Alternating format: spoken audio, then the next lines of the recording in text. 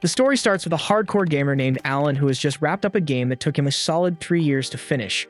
Once it's finally over, he can't help but feel underwhelmed, realizing that the game was actually boring and kind of a letdown. Even with all that time invested, it never really pushed him or made him struggle. What Alan truly craves is a game that can push him to his absolute limits, something brutally difficult that would take at least a decade to conquer. He wants a genuine challenge, not something that can be beaten with nothing but patience. And with that thought in mind, Alan immediately starts hunting for his next game. That's when he stumbles upon a title that supposedly never ends. Under normal circumstances, a game installing itself on his computer without permission would be a huge red flag, but he's already completely hooked and doesn't bother backing out. Instead, he dives straight into the settings menu to tweak the difficulty. Wanting the experience to be as punishing as possible, he cranks the difficulty all the way up to hell mode and chooses the untested summoner class just to make things even more chaotic. Without reading a thing, he accepts every term and condition. Unfortunately for him, one of those clauses mentions transporting the player to another world, and before he can process it, Alan finds himself reborn as a newborn baby in the middle of the countryside. A full year passes and life as a baby turns out to be way better than Alan expected. He doesn't have to work, worry about money, or deal with responsibilities, and on top of that, the milk is more than unbelievable, and he has kind and loving parents who take good care of him. His father is named Rodin, and his mother is Theresia, and they seem like a genuinely happy couple. Still, setting the game to hell mode makes it feel like a classic tragic backstory family situation waiting to happen. One night, after being put to bed, Alan raises his tiny arms and starts muttering every command phrase he knows, desperately trying to bring up a status screen. After all, even though he's supposed to be a summoner, he has no clue how summoning is actually supposed to work. Just before giving up and falling asleep, he decides to try one last time, and this time, something really does appear. Unfortunately, it scares Alan so badly that he starts screaming, causing his parents to rush into the room as soon as they hear him. With no choice, he hides the book for the moment. After checking on him and making sure everything is fine, his parents leave the room. The second they're gone, Alan pulls the book back out. Relief washes over him as he finally gets to see his stats after an entire year of trying, and they look about right for a 1-year-old summoner. All of his summoning skills are stuck at the lowest tier, but the book explains that they'll improve the more he uses them, so Alan decides to test it out right away. And from what he can tell, he's currently limited to summoning H-rank insects and beasts, which sounds ridiculously weak, so he's not expecting anything impressive at all. Right then, the book suddenly flips to the message section, and Alan realizes he's received a letter from the world's god of creation. The deity apologizes for how long it took to finish Alan's status book, explaining that the summoner class was still being developed and it ended up taking an entire year to clear all the required approvals. Alan couldn't care less about the apology, but hearing that the summoner class was rushed at the last minute gets him excited. If it was pushed out in a hurry, then there are definitely bugs left behind for him to mess with. Fired up, he decides to test it immediately. He wants to start by summoning an insect, but he quickly runs into a problem when he realizes he has no idea how to actually activate his summoning ability. Normally, he would just check a subreddit or watch a quick tutorial, but there's no internet here, so he's stuck figuring it out by himself. After thinking it over for a few minutes, Alan finally figures out that he needs to create an insect skill card first. He gives it a shot and it works without any issues. Now he's finally ready to summon his insect, but before he can do anything, his mother comes in to check on him again. With no other choice, Alan quickly pretends to be asleep once more. The following day, after his parents get busy with their usual work, Alan opens his grimoire and finally summons the grasshopper. The room floods with bright light, and at first he's completely taken in by how beautiful it looks. That feeling lasts about a second, until a massive grasshopper flies straight into his face and he completely freaks out. After calming down, he realizes this is actually the grasshopper he summoned, so he tries giving it commands. Unfortunately, even though it's a summon, it still has the brain of a grasshopper and doesn't understand a single word he says. But on the plus side, Alan discovers that summoning it boosts his agility and endurance stats, which makes him pretty happy. Sadly, his excitement catches his mother's attention, and when she sees the giant grasshopper on the floor, she instantly squashes it, leaving Alan completely devastated. During the next few days, Alan keeps experimenting with his insect summoning, but eventually he gets bored of it and decides to move on to beast summoning instead. This time, he summons a mouse, and just like before, the book launches it straight at his face, but luckily Alan was ready for it, so it doesn't scare him as much. The mouse also comes with its own stat boosts, but it's still not very smart, so having a real conversation is impossible. That said, one of its skills is called Scurry, and whenever Alan orders it to use that ability, it does so every single time. But even so, the skill itself is pretty damn useless, so Alan quickly realizes that if he wants to summon stronger and more useful creatures, he'll need to level up his summoning abilities first. Alan's grimoire reveals that he can store up to 10 summoning cards at a time, and better yet, the stat buffs from each summon stack together. So if he loads up 10 mouse cards, that's a plus 10 boost to both attack and HP. That alone already puts him well beyond your average baby. But to really break the system and go full overpowered, he's gonna need to start leveling up fast.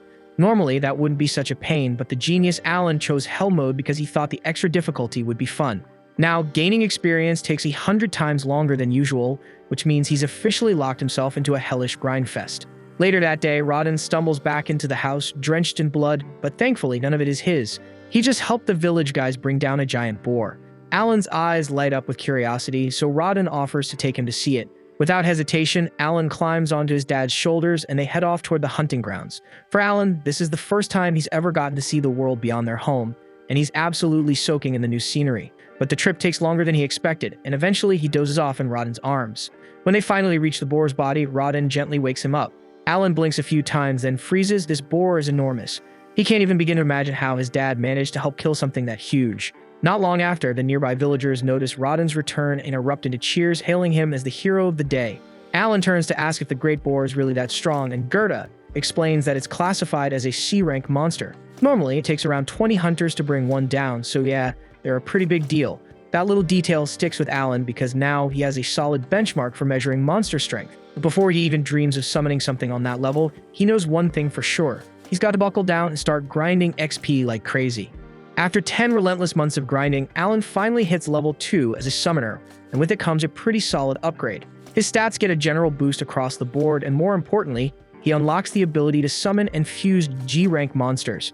Hype as that is, there's a catch. Fusion costs a hefty chunk of MP, so Alan wolfs down dinner to refill some mana and rushes back to his room, only to be hit with disappointment again. His grimoire lets him know loud and clear that his max MP still isn't high enough to even attempt a fusion, so back to the grind it is. Fast forward to when Alan turns 3, and he finally gets his MP stat to a high enough level to try out his new skill. He opens the fusion section and manages to create his very first G-rank summon, a bird, which he proudly names Chappie. Chappie's main ability is Voice Mimic, which lets it flawlessly copy any voice it hears, perfect for setting traps or messing with enemies.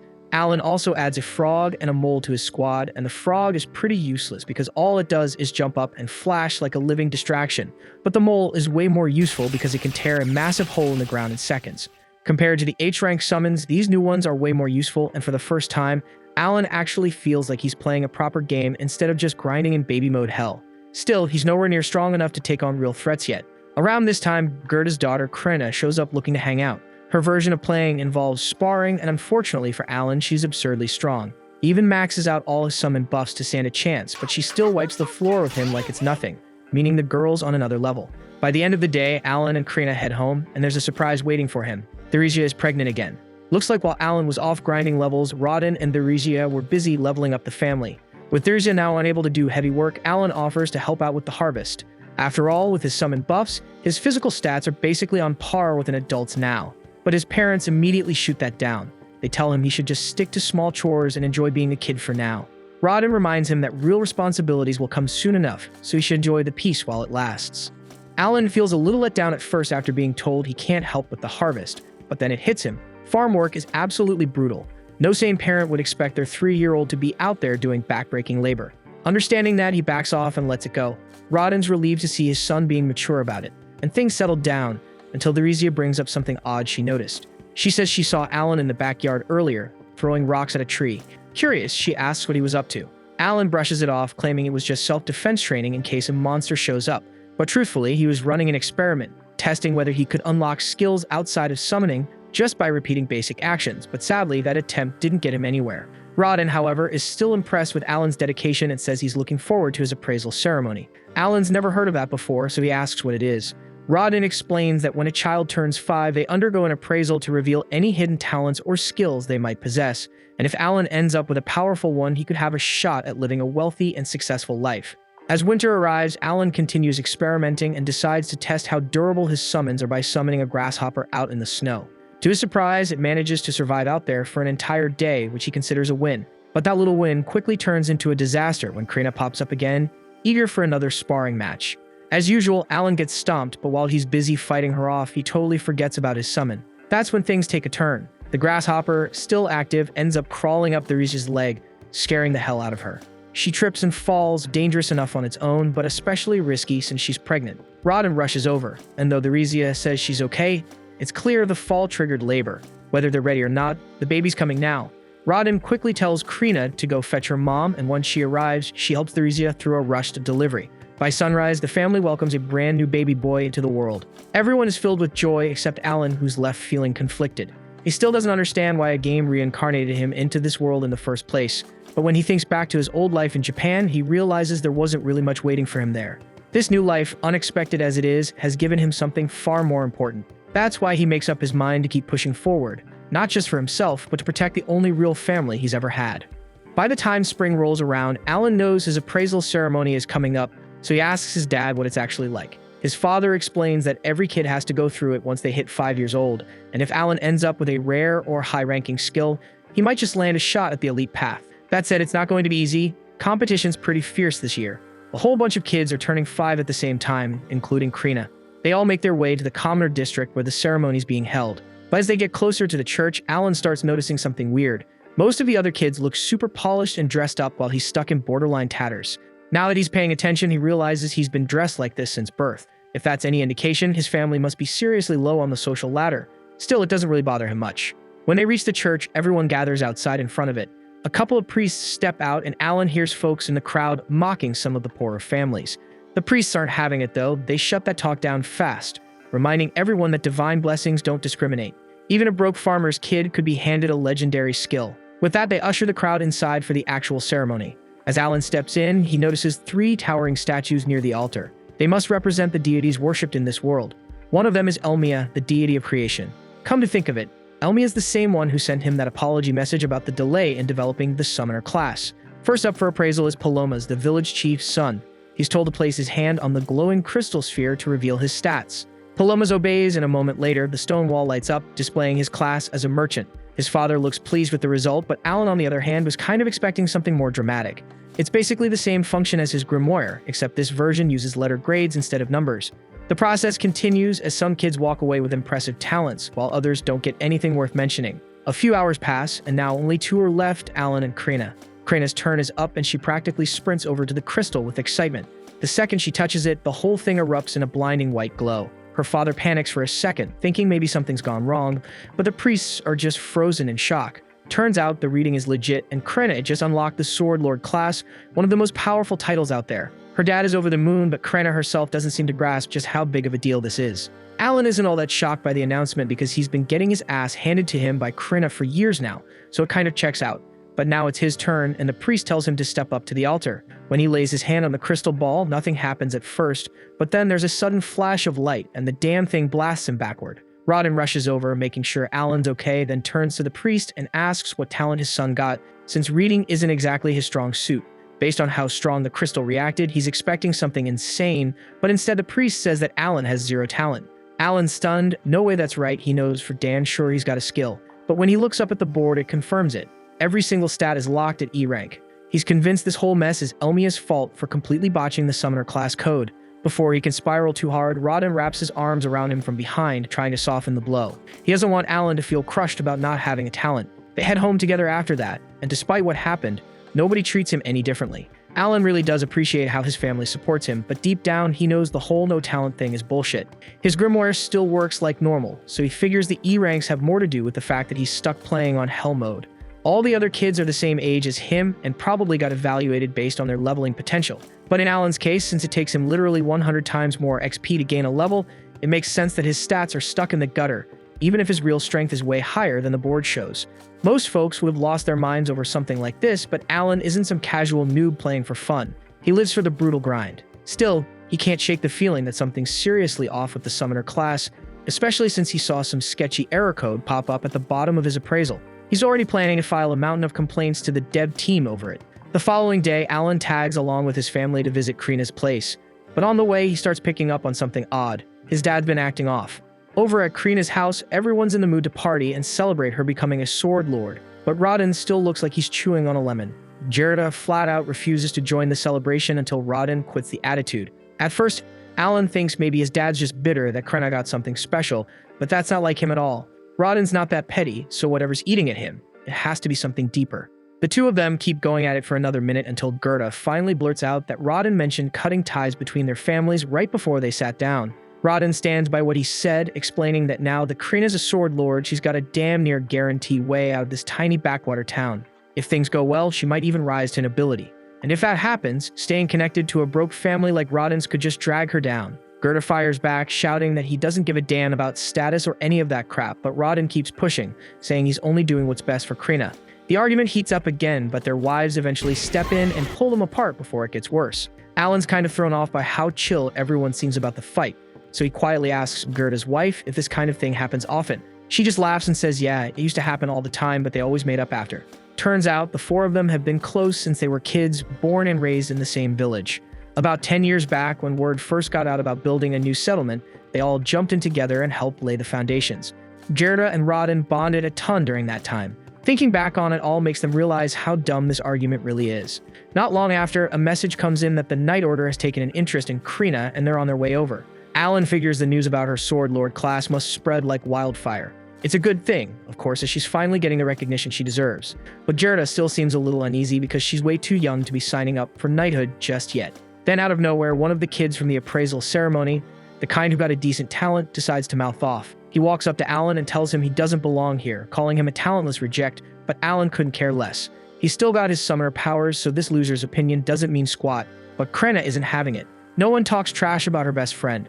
She steps up and tells the punk to back off, nearly lops off his damn finger in the process before Gerda quickly steps in and drags her away. Right after that, the village chief announces that the Night Order has finally arrived. The whole place lights up since nobody here gets to see real knights up close. The chief then calls for Gerda and Krina to come meet the knight captain. Krina's practically shaking with excitement since she's always dreamed of becoming a knight, so meeting the captain in person is like the ultimate wish for her. Alan starts wondering if the knights are planning to take Krina back to the capital for training, but before the knight captain can say anything, Gerda jumps in, saying he can't allow it since she's still just a kid. The captain shrugs it off, saying age doesn't matter. If she's really a sword lord, then she should be more than capable of handling the training. There's no issue, unless of course they made the whole thing up and lied about her being a sword lord just to deceive the Night Order. Gerda quickly denies it, swearing he's telling the truth, but it's already too late. The captain made up his mind and he orders his vice captain to test Krina in a duel right here, right now. And without hesitating for even a second, the man agrees. Gerda then pleads with the captain to rethink this. He doesn't want his daughter's life on the line over some test. But the captain makes it crystal clear that if Krina refuses to fight, that alone will count as proof that she's a fraud. And if that's the case, not just her, but her entire family will be put to death. One of the knights then hands her a sword. Any normal 5-year-old would have been shaking in their boots by now, but not Krina. The moment she realizes she gets to wield a real weapon, she accepts the duel without hesitation. The crowd clears and the duel begins. Librand steps forward to face her, and Krina doesn't waste a second and charges in at full speed. And from one look, she's swinging a sword twice her size like it's made of paper, and she's actually managing to keep up with Librand, forcing him to stay on guard, but he's still handling her without too much trouble. The knight captain watches with a cold stare, clearly not impressed by what he's seen so far. But then Krina blocks one of Librand's attacks cleanly and gets ready to counter. Before she can strike though, Librand slams his foot into her and sends her flying across the street, crashing straight into a wall. Gerda loses it. The second he sees his daughter tossed like that, he tries to rush in, but the knights slam him down and pin him to the ground. Alan and Rodden try to help, but they get pushed down too. Alan can't believe what he's seeing. This isn't right. Whether Krina is a sword lord or not, she's still a kid, and the guy she's fighting is a grown-ass knight with years of battle experience. But just then, something changes. Krina starts getting back up, and the air around her shifts. There's this heavy, dangerous pressure rolling off her, and she's not saying a word, just standing there, radiating pure menace. Without wasting a breath, Krina charges in with another full-force assault, locked in like a heat-seeking missile. This time, Librand doesn't stand a chance. She absolutely steamrolls him, shattering his sword clean in half and nearly lopping off his damn head. Krina looks a little let down that the match ended so fast, but she clearly enjoyed herself. She casually thanks Librand for the warm-up and strolls off, leaving the poor guy with nothing but the crushing fact that he just got wrecked by a 5-year-old. Gerda exhales hard, grateful that his daughter made it out in one piece, and starts showering her with praise for how well she fought. But before he can even process what just happened, the knight captain steps in and Gerda instantly goes on guard, not wanting that man anywhere near his daughter. This time, the captain drops the arrogance and admits Krina really is a sword lord. He even apologizes for dragging her into the duel. He says he wants to have a proper conversation about her future, but Gerda instantly shuts him down. The captain then offers to let him bring backup to the meeting if that'll help, and after a moment of hesitation, Gerda agrees, only because it makes him feel a bit more secure.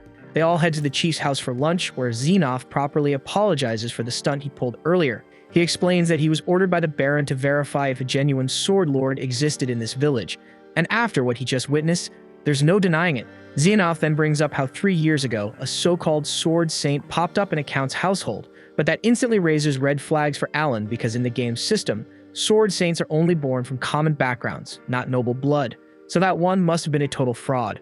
Turns out that fake ended up serving the royal family, but couldn't live up to the hype. Once they rechecked him, they realized he was just a regular swordsman faking his rank, and after several nobles were caught bluffing their way up the ranks, the kingdom enforced a zero-tolerance policy on forged talent reports. That said, Xenoth genuinely apologizes again for putting Krina through such a rough ordeal. He reassures Gerda that no one's trying to rip her away from him. Instead, they want her to stay home and keep training as usual, and if she chooses to, once she turns 12, she'll have the option to enter the Knight Academy. After 2 full years of grinding, Alan finally reaches the 3rd level of his grimoire and he's buzzing with excitement. This upgrade gives him an enhanced skill. Now he can boost the power of his summons, and even better, he can control up to 30 F-rank units at once. That means his buff stacking potential just went through the roof. He's eager to test things out later, but right now, dinner's waiting, so he heads back inside. On the family front, his little brother just turned 2, and their mom's pregnant again, so there's another baby on the way. While his parents are tossing around baby names, Alan randomly gets a divine message from Elmia, the deity of creation, and ends up blurting the name out loud without thinking. His folks instantly assume he's suggesting they name the baby after a deity, which is totally off limits in this world. Alan can't explain the real reason, so he quickly changes the topic and mentions how Rodden's old scars seem to have faded completely. Rodden casually says it's because he cleared a divine trial earlier that day while wrestling a wild boar. Alan's never heard of that before, so he asks for details, and Rodden explains that sometimes after a tough battle, your body feels totally renewed and your wounds heal instantly. Alan figures it must be what happens when someone levels up in this world. Rodden's a beast of a fighter, so it makes sense if he levels up a lot. Alan, on the other hand, might have a level 3 grimoire, but his body's still stuck at level 1 since he hasn't fought a single monster yet. If he wants to grow stronger, he's got to jump into real combat. That's easier said than done though. He's not allowed to leave the village without permission. The only real way around that rule is by joining a hunting party, but the moment he brings it up, his dad shuts it down right away. He refuses to let Alan risk his life like that. Later that night, when the whole house is asleep, Alan opens his grimoire to check out the message from Elmia. He already has a pretty good guess what it's about. He sent a heated complaint after that appraisal ceremony fiasco. Turns out, Elmia apologizes for the glitch that made him look talentless during the test. It's fixed now, so next time he's appraised, his summoner class should appear properly. The deity also explains that Alan's stats show as E rank because he picked Hell mode, but in reality, he's way stronger than that. And to fix it, they've added a special stats section just for Alan. Alan scans through his updated stat sheet, and to his surprise, it's way better than he expected. He's packing several S and A rank stats right on par with what Krenna had gotten, so he feels like all those long hours of grinding are finally paying off. Satisfied with the results, he moves on to the fun part, testing out his new powers. First up is that enhanced skill. He pulls out a grasshopper card, activates the ability, and watches as the stat boost kicks in. The buff clearly powers up the grasshopper itself, but Alan quickly notices that it doesn't boost the buffs he receives through the summon. Still curious, he decides to call out the creature just to see the changes in real time. And as soon as it spawns, it gives off a faint glow for a few seconds. Definitely looks enhanced, but outside of that, not much else seems different. Before he can dig any deeper, his mom walks in to check on him. And the second she sees the grasshopper, she freaks out and flattens it without hesitation. The following day, Rodden gears up for a hunting trip, and while he's out, Alan slips into the backyard to mess around more with his grimoire. He's been trying every card combo he can think of, hoping to unlock a new summon. He's already burned through most of his viable pairs, and this last combo feels like his final shot. Thankfully, the fusion works this time, and he gets a new card, but it's labeled grass, so he's not sure how useful that'll be. On the upside, it seems to come with an MP buff, which means it might help him increase the number of summons he can use in a day. Curious, Alan summons the grass card, and to his utter confusion, an apple creature pops out. It's not built for combat at all, but it does have a weird skill called aroma. So Alan asks to show him, and the apple sinks into the ground like a seed, then sprouts a small stem, and sure enough, the stem gives off a sweet, pleasant scent. Just as he's trying to figure out what to make of it, his mom pops up again to check on him. Alan panics and tries to get the apple to hide, but it doesn't respond, so his mom ends up spotting the stem, but thankfully, she just assumes it's a regular plant and walks off without another thought. Still, Alan knows this thing's going to need a whole lot more testing before he figures out what it's actually capable of. Later that day, Alan's back at it, sparring with Krenna like usual. But even with all his new buffs from leveling up, he still can't land a solid hit. Her strength's just on another level. Still, Krenna notices something. Alan's gotten way tougher. That catches him off guard, so he checks his stats and finds out that his sword mastery has already hit level 3, all thanks to their regular training sessions, and he's pumped to see some real progress. Then he remembers he recently got a dog summon that has a bite attack, and he's itching to try it out. But using it against Krina wouldn't be fair, so he holds off. After training, Alan spends the rest of the afternoon chucking rocks at a tree in the backyard, hoping to trigger some kind of new skill or awakening. So far, it's a total bust, and he's starting to feel like he's just wasting his time. He hasn't had much of a chance to train outside of this either, since he's been busy taking care of his little brother. Mash, who's been tagging along, eventually complains that he's bored of the whole rock-throwing routine. Alan apologizes and promises they'll do something else soon, but he just wants to finish a few more throws. While Alan lines up his last tosses, Mash notices something weird near the house, a bunch of saplings growing where there definitely weren't any yesterday. Turns out that's the aftermath of Alan spamming his apple summons earlier to farm MP boosts, and it worked. Thanks to stacking the buff, Alan's MP recovery time is now down to 5 hours instead of 6, which means he can push his mana output by over 15% every day. It may not be flashy, but it's progress. As night falls, everyone gathers for dinner like always, but Rodin still hasn't come back from the hunt. That's odd, especially since the group wasn't planning to go deep into the woods today. Theresia tries to stay calm, putting on a brave face, but that calm is shattered when the hunters return in a panic, carrying Rodin's unconscious body. One glance is all it takes to see he's in critical condition. He caught a boar's fang straight to the gut, but they managed to cauterize the wound on the way back, and he's barely hanging on. The only reason he's still breathing is the healing herb they gave him during the trip home. Theresia is stunned to hear that since they're expensive, and she has no idea how they even got one.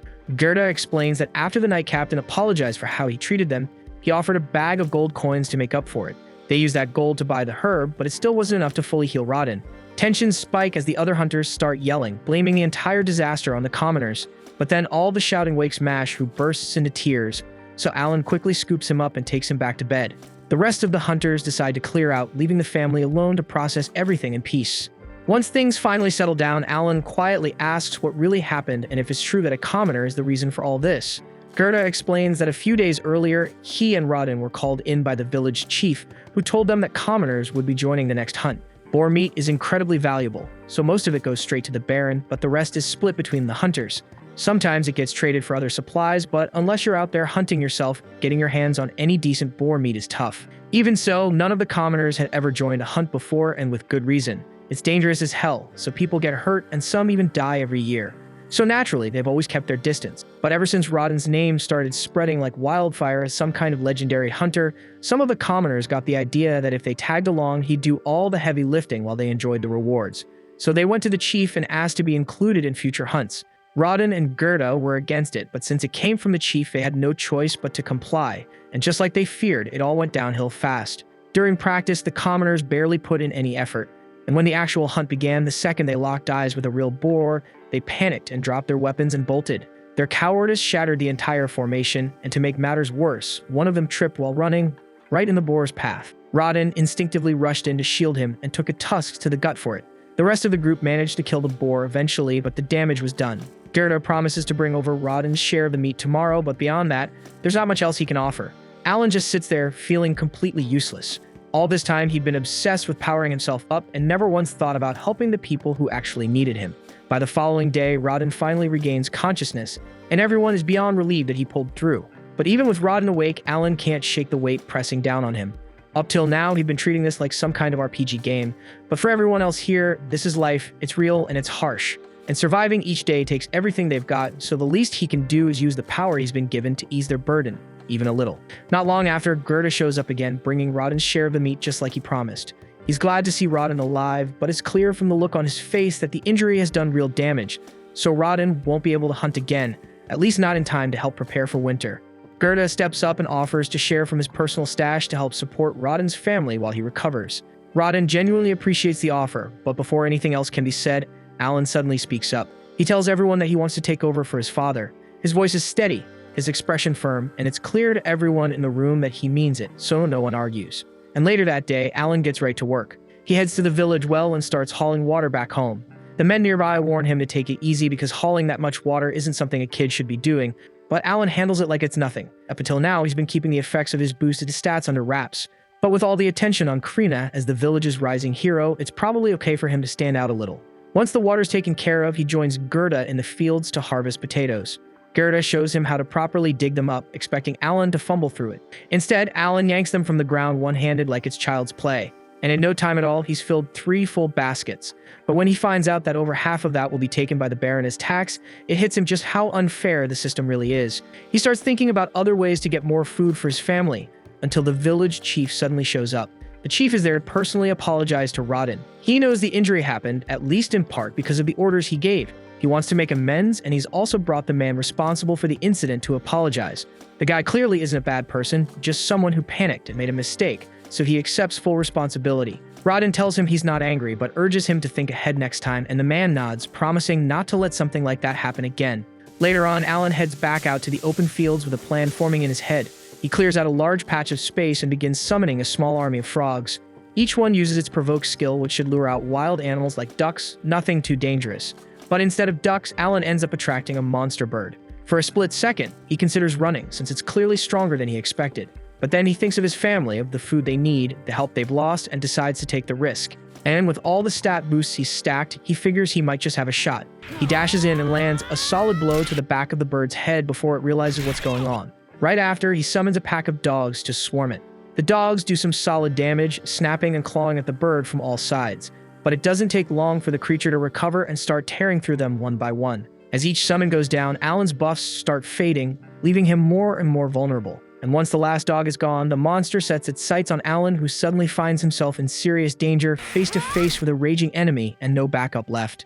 As a last-ditch move, he summons 2 leeches, which immediately latch onto the alba heron and start draining its blood. The beast begins to weaken just enough to buy Alan a brief window to think through his next step. He's clearly not at full strength, he's already lost a couple of summons and had some buffs stripped, but he's not panicking. He's already mapped out a clear plan to finish this thing off with one powerful final blow.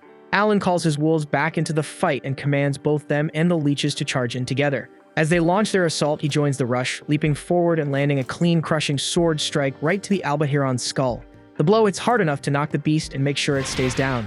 A moment later, his grimoire lights up with a message saying he's successfully defeated the alba heron and earned 100 XP. Seeing that notification pumps him up, he can't help but celebrate for a second, thrilled that the plan worked. Once that rush settles, Alan brings the alba heron back to his family, and both of them are honestly stunned. They never imagined someone they once thought of as a total pushover could solo a dangerous beast like that. Gerda steps in and offers to help with bleeding the alba heron properly. Once they've tied the body down, he gives Alan a full breakdown on how to cut and portion the meat correctly. He points out which parts are edible, which ones aren't, and explains the proper method for separating the good cuts. Gerda also mentions that monsters carry magic stones inside them, and by law, any stone found in monsters rank D or above is subject to taxation. That said, Gerda doesn't seem too worried about it. He figures it's not like poor commoners like them would get much use out of a magic stone anyway. Even so, he's convinced they can negotiate a better deal from the chieftain, especially once they explain that it was Alan who actually did the hunting this time, since Rodin was too injured to go himself. The following morning, they head to the chieftain's office, sticking to their plan to use Rodin's injury as leverage. At first, the chieftain pushes back, saying they should only get the smaller portion, but Gerda and Alan keep pressing, reminding him just how serious Rodin's condition is and how a kid like Alan had to risk his life just to bring food back. Eventually, the chieftain caves and agrees to give them the larger share, exactly as they hoped. He tells them they can keep all the meat and he'll only be taking the wings and the magic stones for himself. Still, Alan decides to push things a bit further and asks the chieftain if they'd be allowed to keep making the same kind of deal going forward. Gerda jumps in to back him up, doing everything he can to help persuade the chieftain. After thinking it over for a moment, the chieftain finally gives them the green light and agrees to let them continue under the same terms. After 3 days, Alan heads out again and uses the same strategy to take on 2 more alba heron. Having already taken one down before, he's feeling a lot more confident now, and it shows. With the help of his leeches, his wolves, and that trusty wooden sword of his, Alan manages to bring down both beasts in record time. Since that first successful hunt, he's been going out every 3 days, but this is the first time he's come back without losing a single summon, and he's honestly thrilled with how well it went. Right on cue, his grimoire flashes and confirms the win, 2 alba heron down and 200 XP gained. Even better, it tells him he's officially leveled up and reached level 2. Alan practically explodes with excitement and pulls up his stat window immediately. Sure enough, all of his HP and MP have been fully restored thanks to the level up. But as he looks closer, he notices something strange. His stat increase is only about 60% of what it should be. He doesn't overthink it though. Maybe it's just because he just hit level 2 and boost hasn't fully kicked in yet. Either way, he's still pumped. All that effort is finally paying off. The more he thinks about it, the more he starts to believe that this could be the trial of the deities that Rodin once mentioned, and honestly, that thought makes him feel incredible. Still, he knows that sooner or later, he's going to have to come clean and tell his family the truth. Afterward, Alan returns home, and Rodin's stunned to see him drag back 2 Alba Heron in one go. After that, Alan meets up with Krina for a bit of sword training. But even in the middle of sparring, his mind keeps drifting, thinking about when and how he'll take down more Alba Heron. Since it's migration season and there's an abundance of them around, he figures if he stays consistent, he could hit level 3 by taking out around 20 more. That train of thought gets cut short when Krena suddenly smacks him with a solid hit to the head, clearly ending the match in her favor. Alan then admits defeat, and Krena casually waves him off as she walks away. Afterward at night, Alan decides it's finally time to come clean with his parents about how he's been taking down those Alba Heron with such ease. But he's well aware he can't just blurt out that he got dragged into some game he found online because his parents would probably think he'd lost his mind. So instead, he crafts a more believable story. He tells them that when he was only a year old, he received an oracle from Elmia, the deity of creation. Alan explains that an oracle is basically a divine blessing that makes someone both smarter and stronger than most people. On top of that, it means he'll be tested with trials that push far beyond what even 100 normal men could endure. Hearing that, Rodin immediately picks up on what's really happening. He already had his suspicions because he noticed that morning that the cut on Alan's face had completely vanished. That alone told him Alan must have already gone through one of the deity's trials. But Theresia is still trying to make sense of it all, especially since Alan's appraisal results last year said he had no talent whatsoever. That's when Alan adds another layer to the story. He claims he received a second oracle from Lord Elmia just a few months ago. He explains that his appraisal came out low because the process couldn't account for how slowly his trials would develop. On top of that, he says the system couldn't recognize his talent at the time because it was too new to be properly evaluated. Rodin is floored because it means Alan really does have a talent after all. When he asks what that talent is, Alan says he doesn't actually know. The oracle didn't give him the full answer. It hurts him to lie about it, but he knows he can't tell the truth. Revealing that he's a summoner who can control monsters would freak people out, and there's no way he can say anything about being reborn either. In the end, Theresia pulls Alan into a hug, calling him brave and incredible, especially for someone so young to be carrying all this on his shoulders. Rodin then asks what Alan wants to do going forward, and Alan tells him that for now, he just wants to prove he's worthy by completing every trial. Rodin's proud of that answer, but he also reminds Alan not to be afraid to lean on others when things get tough.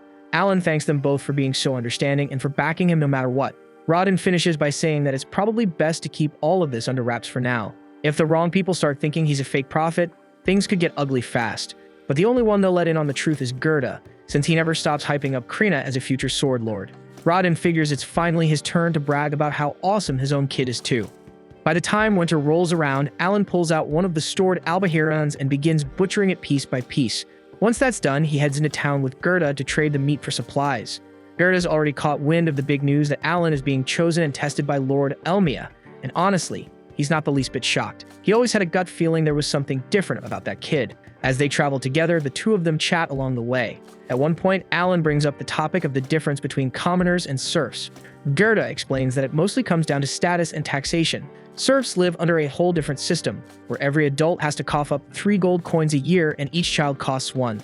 Alan listens carefully and then asks what it would take for a serf to rise up and become a commoner. Gerda tells him it'd require a tribute of 10 gold coins per family member. He also mentions there are whispers about a certain baron occasionally granting commoner status as a reward, but those are just rumors and no one knows if they're true. Hearing all this, Alan quickly does the math. With his mother expecting another child, that would make them a family of 5, meaning they'd need 50 gold coins to earn their way out of serfdom. Alan spends the rest of the day working trades with Gerda and slowly starts to get a solid feel for how the barter system works. By the time they head back, he's carrying a fat bundle of firewood on his back. Realizing he now has a decent grasp on how town trading operates, he starts thinking about ways to run some market research next time he comes in. When Alan returns to trade on his own, he takes a much more methodical approach.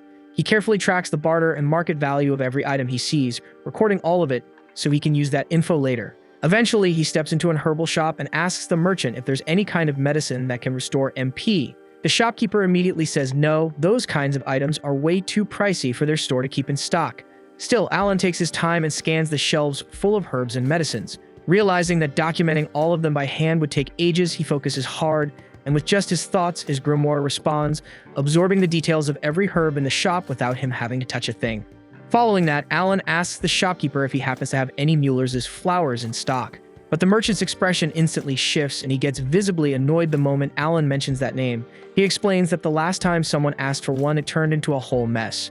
Apparently, Gerda stormed into the store demanding a Mueller's flour because a friend of his was seriously ill. He didn't even pay the full price up front, just promised to settle the rest later. The merchant never got the rest of the payment, and to make things worse, that flour happened to be the last one in stock, so that's what really ticks him off. Hearing all this, Alan quickly pieces it together. Gerda must have rushed in that day to buy the herb that ended up saving Rodden's life after the night he was attacked. If the merchant had flat out refused to sell it, Alan might not even have a father right now. Wanting to show his gratitude, Alan hands over some albaharon jerky as a thank you gift and sincerely thanks the merchant for his kindness. Then he quietly heads out of the shop. While walking through town, Alan finds himself checking out a few weapon displays when he suddenly bumps into a familiar face, the same kid from the appraisal ceremony with the axe talent, Dogora, and standing beside him is the chieftain's son Pelmos. Alan knows Dogora is nothing but trouble, so he tries to mind his business and slip away. But Dogora is not having that. He smacks Alan on the head and immediately demands that he become his underling. Alan responds by calmly pulling out his wooden sword and pointing it straight at him. Dogora flinches, calling foul because he doesn't have a weapon. Alan shrugs and tells him he's fine with a fair fight. Dogora can go grab whatever weapon he wants and Alan will wait. Dogora runs off and returns soon after with a sword, then charges straight at Alan. But Alan dodges with ease, deflecting every swing. Dogora's strikes are heavy, which makes sense for someone with an axe talent, but even with all that muscle, he's got nothing on Krina. Alan decides to end it quickly. He knocks the sword out of Dogora's hand and wins clean. And without saying much, Alan turns and walks away like it was no big deal, which only makes Dogora seethe even more. Later that evening, Alan returns home and sees Rodden unwrapping his bandages. Looks like he's finally healed up and ready to head back into the wild. Therzia, however, isn't so thrilled, and she warns him not to overexert himself and risk another injury. The very next day at Krina's place, Dogora shows up again, this time looking for a rematch. But he gets wrecked, and not just once, but over and over again. Still, his pride refuses to let it go, so he keeps demanding more fights, no matter how many times he loses. At the same time, Alan's younger brother Mash has already started sword training with Krina, which gets Alan fired up to see how Mash will turn out during his appraisal ceremony in 2 years. Not long after, the new baby is born, and the family decides to name her Miula. Sometime later, Rodden comes back from a hunt with Gerda and brings some unexpected news. Apparently, the chieftain has summoned their whole family. The chieftain says the Baron now wants them to increase their boar deliveries from 10 to 15. To make that happen, he wants the commoners to be allowed to join the hunt again this year. Therzia immediately thinks this demand is insane, especially after what happened to Rodden during the last hunt. Rodden admits he was ready to turn it down until he found out it wasn't a request. It was a direct order from the Baron himself. And if they can't deliver 15 boars by winter, the Empire is going to bring in new serfs from other regions. Alan picks up on the implications right away. More serfs mean less land to go around, and that would put non-hunters at risk of losing their plots. Gerda chimes in and says that's not even the worst part. Apparently, the Baron expects them to bring in 20 boars by the end of next year.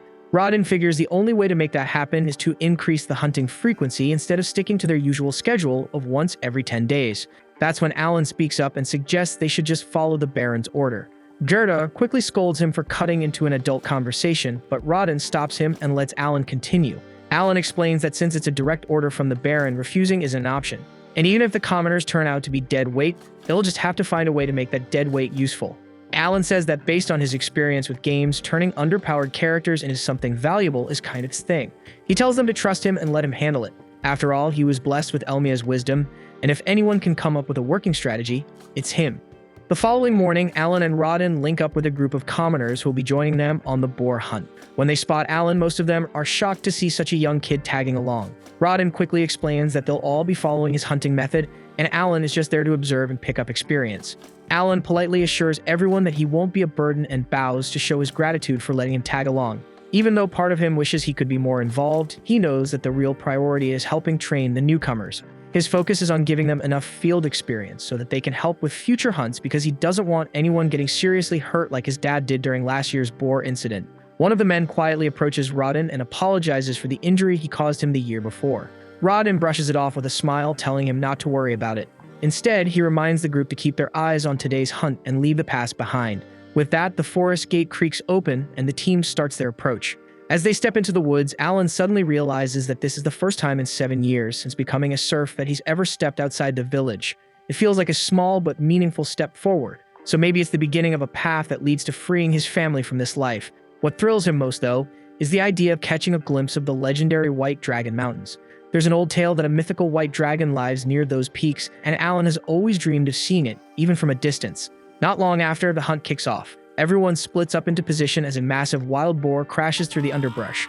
Right on cue, the bait squad steps in to steer the beast in the right direction. The tank team follows up, holding the boar in place and keeping it from charging or breaking loose. Then, once it's boxed in, the strike team rushes in to finish the job. Alan watches everything unfold with sharp focus, realizing this is the same formation and approach his father and the veterans have been using for over a decade. The coordination, the timing, it's a well-oiled system. And seeing it play out up close, it hits him just how smart and effective it really is. After the boar is finally taken down, the group of commoners can't help but feel a wave of pride rush over them. To them, pulling off a successful hunt like this feels like passing a divine trial. It's proof of their growth and teamwork. Alan figures that since the boar was classified as a C-rank monster, they probably racked up a solid amount of experience points. Curious, he opens his grimoire to check his own stats, but to his disappointment, he finds that he didn't gain a single point. Thinking it through, he realizes that makes sense. He didn't actually fight, just watched everything from the sidelines.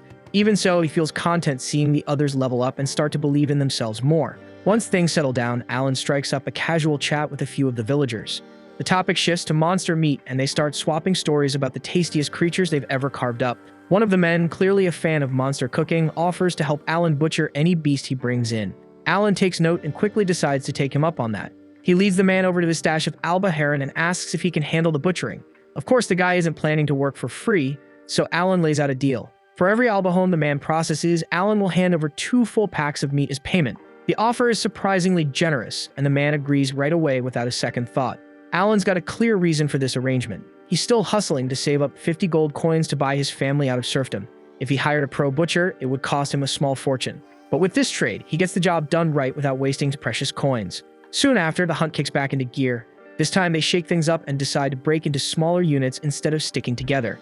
The new setup lets them cover more ground and bag twice as many boars in half the time. Even so, something keeps nagging at Alan. He still doesn't get why the Baron is pushing so hard to harvest more boars this year than ever before. But orders are orders, and when the Baron speaks, nobody really has the freedom to question it. Out of nowhere, one of the boars charges straight at them. Gerda doesn't waste a second and jumps into action, slamming the beast head-on with a crushing blow that instantly takes it down. He then calls out to the rookie hunters, urging them to step in and finish the job. They do just that, and once again, they're filled with pride for pulling off another successful hunt.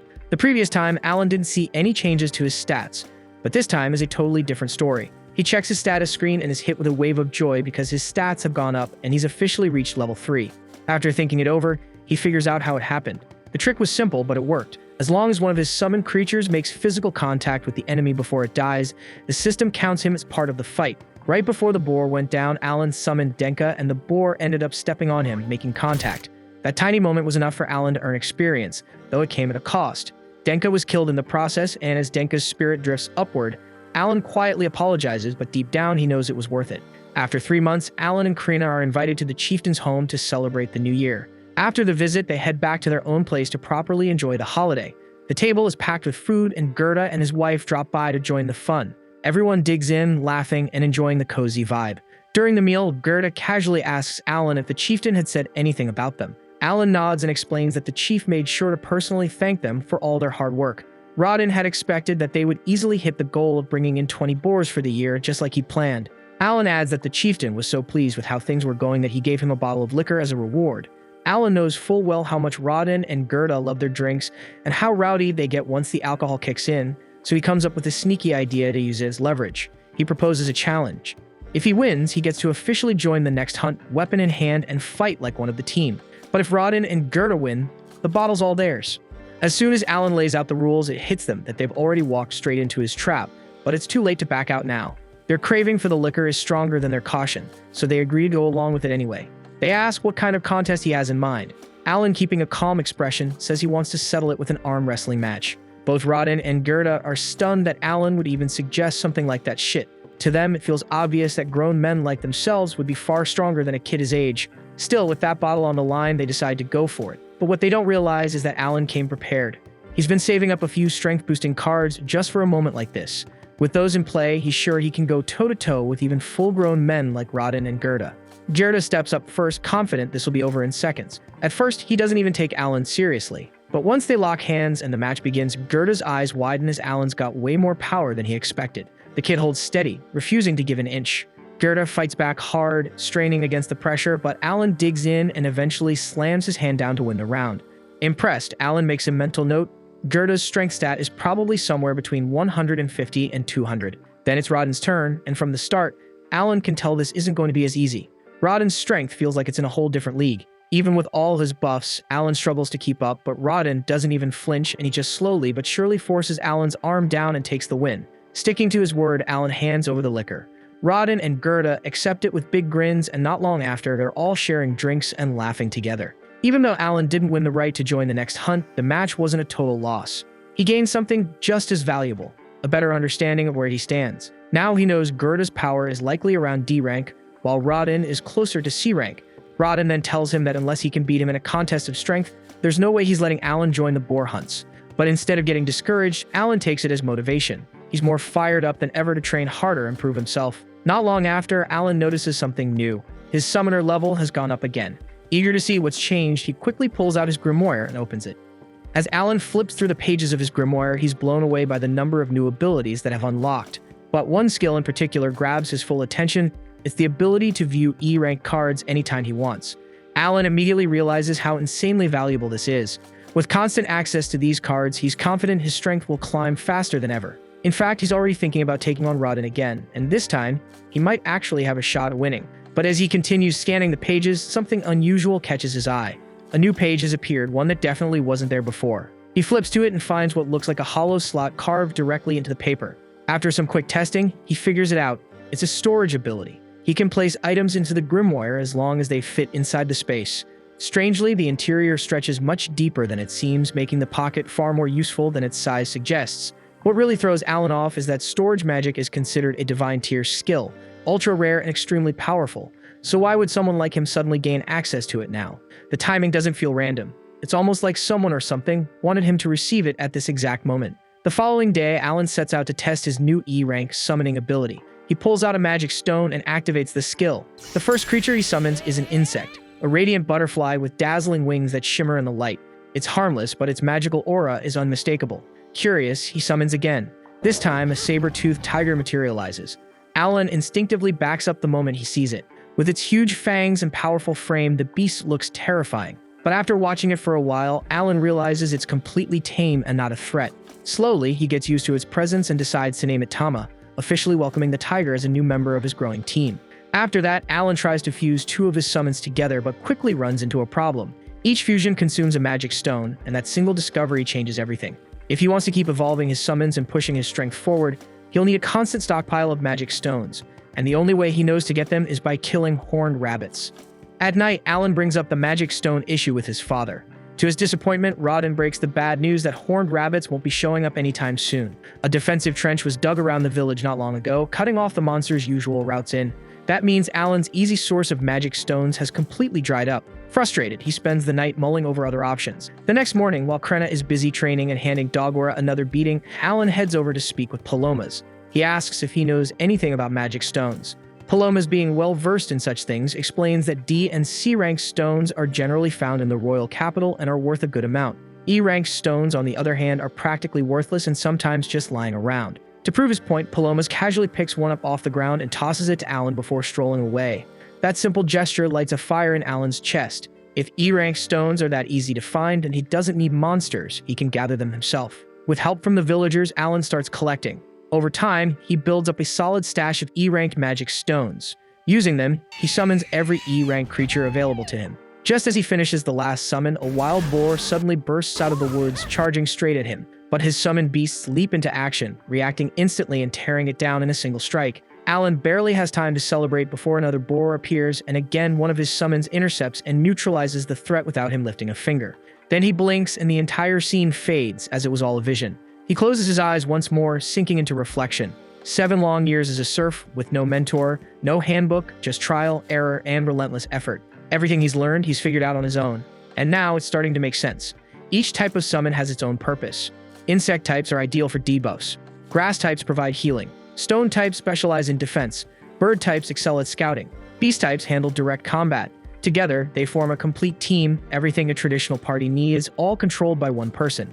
That's the essence of a summoner's true power. And now he finally understands why he was granted a storage skill. It wasn't random. It's there so he can carry the massive supply of magic stones his army will require. And with enough creatures at his disposal, Alan truly believes that his summoner could one day surpass even the Demon Lord's power. Sometime afterward, Gerda, Alan, and Rodin sit in on an early gathering with the chieftain Deboji. During the discussion, the chieftain tells them that the Baron has developed a keen interest in their recent achievements with the boar hunts, and because of that, he intends to visit personally to observe the hunts himself. Gerda's expression tightens the moment he hears this, since it is the very same Baron who first imposed that outrageous quota of boars, and now he plans to show up and watch it all unfold like it is some grand spectacle staged for his amusement. Rodin, on the other hand, does not appear troubled by the Baron's upcoming visit. Instead, he seems puzzled about why Alan was summoned to attend the meeting in the first place. The chieftain clarifies that since the Baron will be coming, he wants Alan to serve as his guide. Alan will oversee showing him around the village, keeping him engaged, and detailing how the hunts are organized and executed. Gerda cannot see why Alan should carry that burden, and he questions why the chieftain does not simply assign his own son Palomas to handle it. The chieftain responds by saying that Palomas is not the ideal candidate for such a duty. He has been told that it was Alan's sharp thinking that fueled the recent triumph in the boar hunts, and for that reason, he considers Alan perfectly suited for the role. He then turns directly to Alan and asks whether he is prepared to accept it. Alan pauses to reflect. He understands that earning the Baron's personal favor means little to him. What truly drives him is liberating his family from serfdom.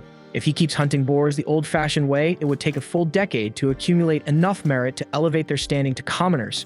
Yet he also recalls that titles and status can sometimes be granted outright by the Baron as a form of reward, so holding on to that slim but real opportunity, Alan agrees to take on the position as the Baron's guide. Several days later, Baron Granvelle arrives in the settlement accompanied by his daughter Cecil. They are escorted by Zinov, and that evening the chieftain greets them with sincere hospitality, and before long they all head inside to dine together. After a brief exchange of pleasantries, Baron Granvelle raises the matter of the boar hunt. He offers his apologies to the chieftain for the abrupt and demanding request for so many boars. He admits that he is aware the quota is harsh, but he was compelled to enforce it because the directive came straight from the king. The chieftain replies that he comprehends the circumstances and harbors no ill will over the matter. As the meal begins, everyone remarks on how flavorful the dishes are. Cecil in particular shows genuine curiosity and asks what type of meat they are enjoying. Alan courteously answers that it is Albaharan meat from a fresh catch he secured just the previous day. He then uses the moment to formally present himself as the Baron's guide for the duration of the visit and states that it is a true privilege to be of service. The Baron studies Alan's refined behavior and naturally assumes he must be Deboji's son. Deboji promptly corrects that assumption, explaining that Alan is actually Rodin's son, and that Rodin is regarded as one of the most skilled boar hunters in the entire village. The name Rodin instantly clicks in Zinov's mind, and he recalls both the man and his son from their earlier meeting, but the Baron shows no sign of recognition, so he asks if Rodin had once served among the knights. Deboji answers plainly that Rodin and his household are serfs. The moment those words leave his mouth, Cecil's mood shifts. She sharply questions why someone like Alan was even permitted to share the same chamber as them. Baron Granvelle immediately rebukes her, and in a firm tone, he instructs her that she must never address or regard serfs as though they were beasts. Realizing she has overstepped, Cecil lowers her head and offers an apology to her father at once. Even so, the correction does not soften her attitude, and she keeps casting cold glances at Alan. She remains silent, yet her displeasure is written all over her face. Moving past the tension, Zinov focuses on Alan and remarks that he expects him to clarify how the hunt will unfold the following morning. He notes that capturing 20 boars is an aggressive objective. He further states that if the burden proves too heavy for the serfs, the knights will intervene and assume control. Cecil then declares that she intends to participate in the hunt as well, and says that she wishes to witness a boar up close with her own eyes. Hearing Zinov's comment, Alan understands that Zinov still questions the serf's capability. Keeping his composure, Alan responds that 20 boars are hardly a challenge for them. He confidently assures them that the target will be reached without issue, and tomorrow's hunt will stand as undeniable evidence of their competence. The next morning, they proceed into the forest where the operation is planned. Alan, together with Baron Granvelle and his party, takes a seat atop a tall wooden platform constructed well above the ground, and from that vantage point, they are able to observe everything safely and clearly. Before long, the hunters step forward and ready themselves. A few of them sprint into the trees wearing lightweight gear fashioned from boar horns and hides. The tactic is meant to provoke the animals into revealing themselves. The familiar scent and silhouette trigger a reaction, and one boar bursts out from the woods in a furious charge. The defensive unit reacts instantly. They close in with heavy reinforced shields, forming a tight enclosure that restricts the creature's movement. The beast thrashes and pushes, but it cannot breach the wall. Then the assault team advances. Spears drive in from different directions, striking with deliberate precision and steady control to wear it down. and after several calculated thrusts, Rodden steps in and ends it cleanly, plunging his spear deep into the boar's throat. The Baron observes closely, and his expression clearly shows approval. He openly admits that he never anticipated this level of teamwork and precision from them. But then the atmosphere shifts in an instant, as two boars explode out of the tree line at once. Seeing that, Xenoph immediately assumes the hunters are about to be overrun, so he tells Libran to prepare the knights to step in. Yet before the command can be executed, Alan calmly raises his voice and stops him. He says that the hunters have deliberately drilled for moments exactly like this, so there is no cause for alarm. And just as Alan said, the hunters do not lose their composure. They swiftly split into two units and replicate the same tactic with discipline and sharp coordination. Each team encircles a boar, locks it down, and attacks in perfect rhythm. And in a matter of seconds, both beasts are brought down cleanly. Cecil witnesses everything from start to finish, and the sight of blood and raw brutality overwhelms her senses, and she collapses from the shock. Not long after, the two boars lie motionless, so Granvelle steps forward and surveys the aftermath. He quietly tallies the count and notes that 3 boars have now been slain in total, meaning 17 remain to reach the required 20. However, Alan gently corrects him and explains that before Granvelle even arrived, they had already hunted 7 boars, so in reality only 10 remain. Granvelle cannot hide his astonishment, so it becomes clear to him that the villagers possess far greater ability than he originally assumed. He even begins to consider that the knights might not be necessary to complete the task at all. As the hunt progresses, Alan informs Granvelle that he has 2 formal requests. The first is permission to construct additional shield walls to reinforce the hunting grounds. The barriers have already proven their worth, and expanding them would allow the hunters to contain the boars more effectively while minimizing risk. And for his second request, Alan asks for the regulated supply and circulation of liquor among the serfs. Granvelle raises an eyebrow at that. Liquor does not appear to have any direct connection to hunting.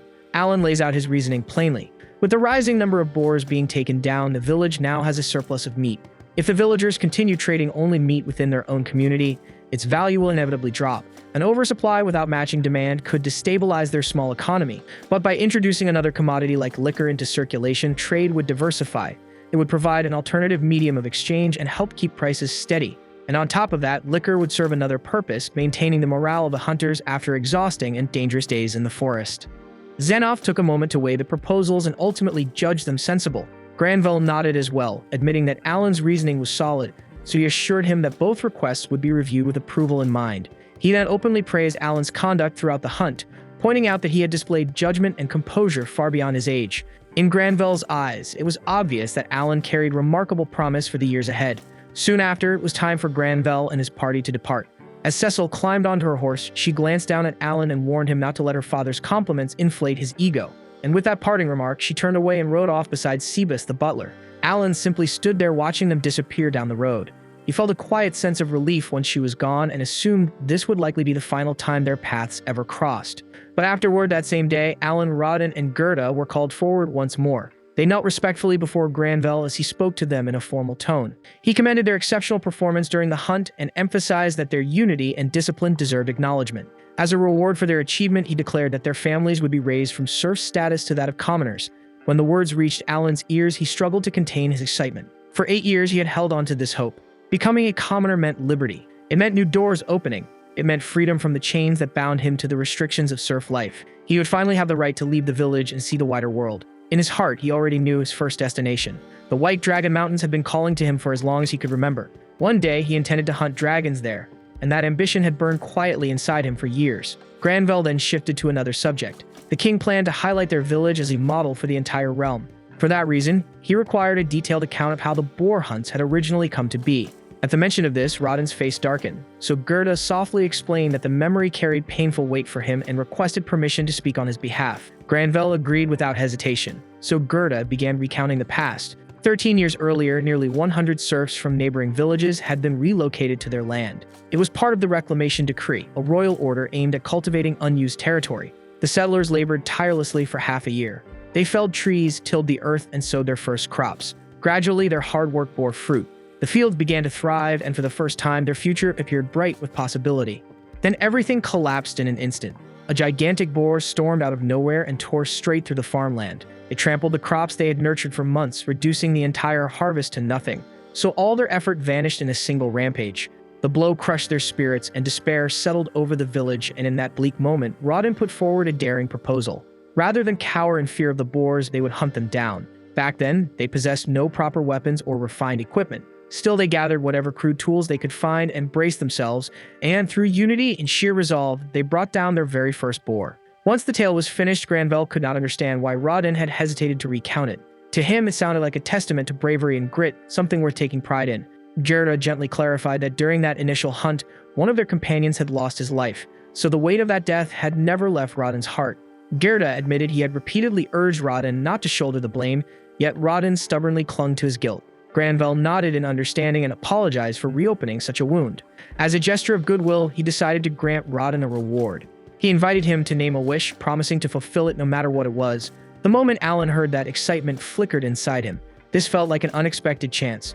He figured Rodin might request something modest, perhaps more liquor for the village. Instead, Rodin surprised him. He asked Granvelle to permit Alan to work at the estate.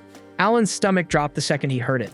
That was not the future he had imagined. If he became tied to routine duties at the estate, his ambitions of exploring the world would stall before they even began. Estate work would anchor him in place, delaying every dream he carried. Before Alan could even voice a response, Granvelle told Rodin that Alan's abilities far exceeded that of a mere laborer. Rather than simple estate work, he suggested Alan serve as a personal attendant to the Granvelle family. The role would place him within their household itself, serving them directly. Rodin stood speechless. Such an offer was no small matter. It signified confidence and esteem. Alan would not just be employed there, he would belong to the inner circle of the residents. Cecil's reaction, on the other hand, was far from enthusiastic, and her expression made it obvious she did not approve of the arrangement. Meanwhile, Alan's thoughts spun rapidly as he searched for a way to decline. Freedom mattered to him more than anything. Yet, when his eyes met his father's, he saw pure pride and happiness shining there. This decision promised stability and advancement for their entire family, so in the end, Alan swallowed his hesitation and agreed to the proposal. The following morning, everything was set in motion for Alan's departure to the Baron's estate. The entire village turned out to send him off. The mood was heavy, especially for his younger brother Mash, and he didn't even try to hold it together, cried openly, and admitted he was going to miss him like hell. His little sister Miola was still too young to grasp what this meant, so she just stood there quietly, watching with wide, calm eyes. Krena felt it too and didn't try to hide that his leaving hit her hard, and as their own way of saying goodbye, they agreed on one last duel, the same way they had settled things countless times before. The villagers formed a wide circle around them, eyes locked on the fight. As the exchange continued, murmurs began spreading through the crowd. Something was different. Alan was gradually taking control. Usually, Krena dominated these matches and came out on top. This time, though, the tide was shifting, and the reason was something Alan had kept secret. He had spent 20 magic stones to create a hawk, and that crafted familiar had sharpened his speed and reflexes dramatically. He moved cleaner, quicker, and more exact than ever, and with that edge, he managed not just to keep up with Krena, but to outpace her. When it ended, Alan stood as the winner. Still, he didn't accept it outright. He called it a draw and told her they would finish it properly next time. Krena smiled at that, clearly eased by his choice of words. Afterward, Dogoro walked up to him without much talk. He simply placed a dagger into Alan's hand as a farewell gift. He didn't say what he was feeling, but it was obvious enough. He avoided looking him in the eye and turned away almost immediately after handing it over. Then there was nothing left but the actual goodbye. The whole village gathered once more as Alan walked beside his parents toward the gates. They reminded him that he was diligent and talented, but warned him not to overwork himself. They told him to lean on others when necessary and to watch over his own well-being. When they reached the entrance, the farewell was short. No dramatic speeches, no drawn-out tears. Everything that mattered was already clear in their faces. Alan then climbed into the Baron's carriage, and as the wheels began rolling and the village started shrinking behind him, he turned for one final look. The houses, the farmland, the familiar silhouettes of people who shaped who he was all slowly faded into the distance. A tear slipped down his cheek, not just from sorrow, but from release and resolve. He knew this wasn't an ending. It was simply the beginning of something greater. A few days later, Alan steps into his new role as a manservant and makes his way to the Granvelle estate, and he is instantly taken aback by how massive and stunning the place is. He has never set foot somewhere this refined before, so the whole scene hits him all at once. But his moment of awe doesn't last long because Cecil wastes no time putting him to work, hopping onto his shoulders and treating him like a ladder so she can grab fruit hanging from a tall branch. Alan is seriously irritated and almost shakes her off right then and there, but he forces himself to hold back since his whole family's future rests on him keeping this position, and one wrong move could ruin everything. Once she finally climbs down, she takes a bite of the fruit and instantly pulls a face because it is painfully sour. Right then, an airship glides across the sky above them, and it is the first one Alan has ever seen in person. He is completely stunned since he has only read about airships in books before, so witnessing one with his own eyes fills him with pure excitement and joy. Even though he is barely settled in, he starts to think that working as a manservant might not be as terrible as he once imagined. The following morning, Alan wakes up feeling motivated and ready to handle his responsibilities the right way. He goes downstairs to the servants' quarters where he is introduced to the head attendant, a relaxed and easygoing man named Rickle. As soon as Alan greets him, Rickle asks how things have been going with Cecil. One glance at Alan's face tells Rickle everything he needs to know. Rickle gives him a sympathetic look and mentions that life would be much simpler if Alan had been assigned as a hall boy instead of a manservant. Still unsure about what separates the two roles, Alan decides to ask him to explain it clearly. Rickle calmly breaks it down, saying that the estate has a clear servant hierarchy divided mainly into senior and junior ranks. Even though manservants fall under the junior category, they are still recognized as part of the household and are involved in family affairs, treated with courtesy and proper respect. Hall boys, however, also belong to the junior rank but are not regarded as members of the household. They are temporary aides who step in when necessary and do not hold any family standing. Alan is shocked to discover that certain servants are acknowledged as part of the royal household and take part in its internal matters. After hearing all of that, he finally understands why his father had cried with overwhelming happiness. Granville did not simply give him employment. He granted him a place within the family itself, offering him recognition and honor that carry real weight and meaning. Not long after, Alan serves breakfast to the royal family, carefully placing every plate and adjusting each detail to make sure everything suits their taste.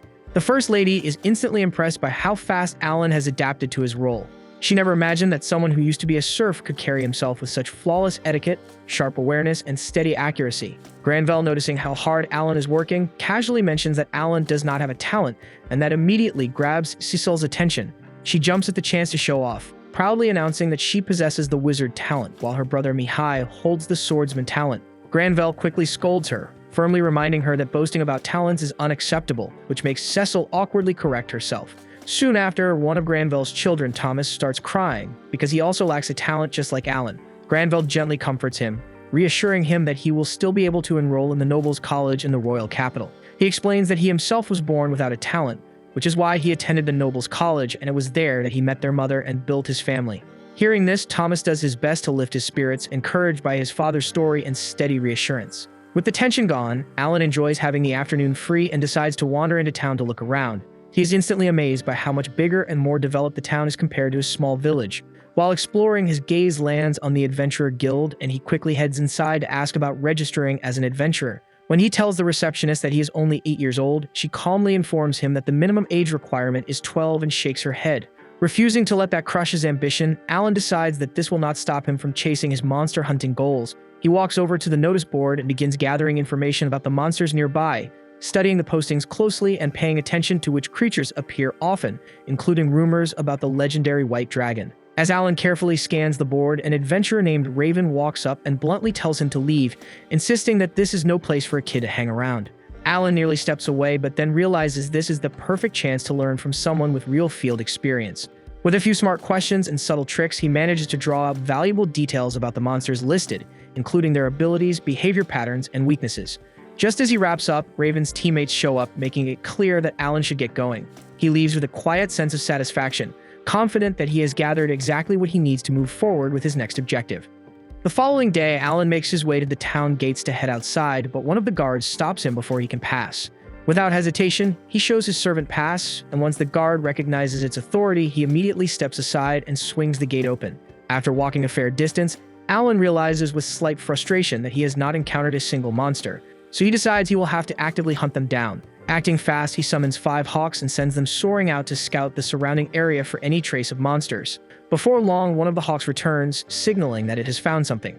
Following the hawk's direction, Alan soon spots a small band of goblins. He wastes no time and summons 5 saber-toothed tigers, which surge forward and tear through the goblins effortlessly.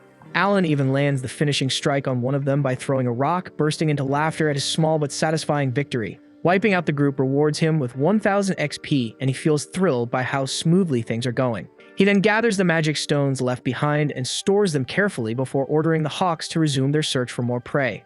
Not long after, the hawks locate another goblin group, and Alan uses the rest of his summons to eliminate them cleanly. One after another, the monsters fall, and by sunset, Alan has accumulated over 16,000 XP. He jumps with excitement, calling it the greatest day off ever since he leveled up twice. Along with the experience points, he gains powerful buffs for his summons and learns more about magic stones and the behavior patterns of D-rank monsters. Even when night falls, he still feels energized and tells the hawks to find another target. But this time, the hawks refuse because the darkness makes it impossible to see clearly. And that is when it hits him that he had been depending on the hawks to guide him back, and now he is completely lost in the forest. but after struggling for a while, he finally manages to find his way home. Roughly a month later, he visits one of the blacksmith shops in town to buy iron balls for hunting. He pays 60 silver coins in total, feeling proud that he has already reached level 12 in such a short time. After spending the day walking around town, Alan eventually returns to the estate and finds Sebus waiting for him. Sebus informs him that Granvelle wants to see him. Alan heads to Granvelle's office where Granvelle praises him for his flawless work as a servant. Yet he also expresses concern about how Alan spends his days off, pointing out that he always leaves at dawn and does not return until nightfall. Alan gets why they're uneasy about it, so he chooses to lay everything out straight. He tells them he's been spending his spare hours tracking and taking down monsters. Hunting is basically in his veins since he's the son of a boar hunter, and that honestly earns Granvelle's respect. He had thought Alan was just wasting his breaks fooling around, so this surprises him in a good way. To make things official, they agree that every piece of meat Alan brings back will be purchased for 1 silver coin. Alan can barely hide his excitement, realizing he can chase what he loves and get paid for it at the same time. After 6 months, Alan is once again deep in the forest, getting ready to clear out more goblins like he always does. Out of nowhere, his hawks dive down toward him, clearly restless and more on edge than usual. The second he senses something's off, Alan bolts in the direction they're guiding him and stumbles upon Raven and his team surrounded by goblins. Raven is already gravely wounded, barely hanging on, while Rita and Milsey struggle to keep the attackers at bay. Alan studies the scene for a moment and figures summoning his creatures in front of them would only create panic, so he decides to handle it himself this time. He and Rita sync up smoothly, striking in rhythm and cutting down the remaining goblins together. For Alan, the fight feels almost too easy now. He has grown far stronger, with both his strength and agility surpassing 300, making D-rank monsters little more than warm-up targets. Once the goblins are down, Raven's condition still looks critical, and Alan knows there's no time to hesitate. He pulls out a healing flower and presses it against Raven's wounds. In an instant, the injuries close up and Raven is restored as if nothing had happened. Raven recognizes Alan as the same young man he spotted at the Adventurer Guild not long ago and thanks him sincerely for saving his life. Just as Alan turns to leave, the party calls him back, insisting they owe him something for his help. Alan isn't interested in riches or praise, so he simply asks them to collect 100 E-rank magic stones for him. They agree without hesitation and promise to have them ready within a week. After they separate, Alan turns his attention to Hawkins and questions why he flew past the strict 3-kilometer boundary he had set. But when he notices Hawkins' expression, it clicks. The Hawk had gone farther because he wanted to help the adventurers in danger. Alan had always assumed his summons were just obedient tools following commands. Yet now he understands they have their own will and emotions. Realizing that, he gently pats Hawkins on the head and apologizes for snapping earlier, making it clear he never meant to come down on him so hard. Hawkins accepts it, and the connection between them feels deeper than before. With everything settled, Alan goes right back to his role as a manservant, once again tolerating Lady Cecil, using him as a human step stool so she can reach a jar of jam from the highest shelf. He handles it without complaint, continuing to juggle his life of service and adventure with the same steady commitment he always shows. Sometime later, the family sits down for lunch, and Zenov can't hide how impressed he is by how delicious everything tastes. Cecil beams with pride, explaining that the dish was prepared using some of the horn rabbits Alan caught himself. Zenov praises Alan's ability, though he says it's only natural for the son of a seasoned warrior like Rodden to have that kind of talent. He also brings up that Krina Village successfully fulfilled the annual quota of 20 boars, and Alan is pleased to hear it, even though he never once doubted they'd managed to get it done. Out of nowhere, Thomas wonders aloud why they haven't eaten any boar meat if the quota was completed, especially since it used to be the star of their winter meals, yet they haven't tasted it at all this year. Alan is taken aback by that, but he figures the king must have been the one who ordered the increased quota, meaning all the meat was likely shipped straight to the capital. Then Thomas casually asks Alan if he could hunt a white deer for their next lunch, which immediately causes everyone else to shout at him for making such a ridiculous request. After all, bringing down a white deer is no simple task. Still, to everyone's disbelief, Alan agrees without a second thought. He's been itching for something more exciting lately, and if a white deer is around C rank, then it shouldn't be much trouble for him. The following morning, Alan ventures into the forest, and after carving out a deep pit in the snow, he dashes off to search for a white deer. When he finally finds one, he summons 4 frogs to serve as bait. Activating their provoke skills, the frogs quickly draw the deer's focus, making it charge straight at them. Just before impact, Alan dismisses the frogs and instantly resummons them somewhere else. He repeats this trick several times, steadily guiding the deer exactly where he wants it. In the end, the deer rushes forward and drops straight into the trap he prepared. And now that it's stuck, finishing it off is effortless. About an hour later, chaos breaks out at the mansion when a massive white deer suddenly appears at the front gate. The servants panic and prepare to strike, but just before they move, they hear a voice coming from underneath the beast. A second later, Alan crawls out from beneath it. Taking it down had been simple, and the kill rewarded him with over 2,000 XP, but dragging the huge thing all the way back alone was a serious hassle. He tells the servants to fetch Thomas since he hunted this deer specifically for him. Soon after, the whole family rushes outside to see the commotion, and Granvelle is stunned that Alan actually succeeded. Thomas is overjoyed at the thought of enjoying venison for New Year's, while the rest of the family is still trying to process what just happened. Granvelle can't help but question whether Alan is truly talentless, because there's no way an ordinary 8-year-old should be able to defeat a C-rank monster solo. With that in mind, he decides Alan needs to be evaluated again as soon as he can. A short time later, Alan is summoned to a meeting with Sebas, where he's told that he's being elevated to the position of huntsman. With this new role, Alan will be responsible for supplying the household with game and standing guard if monsters ever threaten the estate. In return, he'll be paid 100 silver coins each month, which is double what he earns right now. On paper, it sounds like a sweet deal, but Alan quickly realizes what's really going on. They're trying to avoid paying the full market value for any powerful beasts he brings down. That deer alone was worth more than 100 silver, and handing him a fixed wage is far cheaper than paying for every monster individually. Alan doesn't care too much about missing out on the extra profit as long as he's free to hunt whenever he feels like it. But just as he's about to head out and get started, Sebas stops him. He reminds Alan that he still has his regular responsibilities as Cecil's attendant, meaning he's only permitted to hunt once a week. The news hits hard and Alan can't hide his disappointment, but complaining would only make him look bad, so he swallows it and accepts the arrangement. Not long after, Alan accompanies Cecil to the harbor to welcome Mihai, who is finally returning home from the academy for a visit. It's the first time Alan has ever seen an airship up close, and he can't help being fascinated by the way it operates. Cecil, on the other hand, couldn't care less about the mechanics. And the moment Mihai steps off, she rushes forward and throws her arms around him, excitedly telling him how much she missed him. She asks why he didn't come back last summer like he promised. Mihai admits he did make that promise, but unforeseen circumstances got in the way, and he sincerely apologizes for letting her down.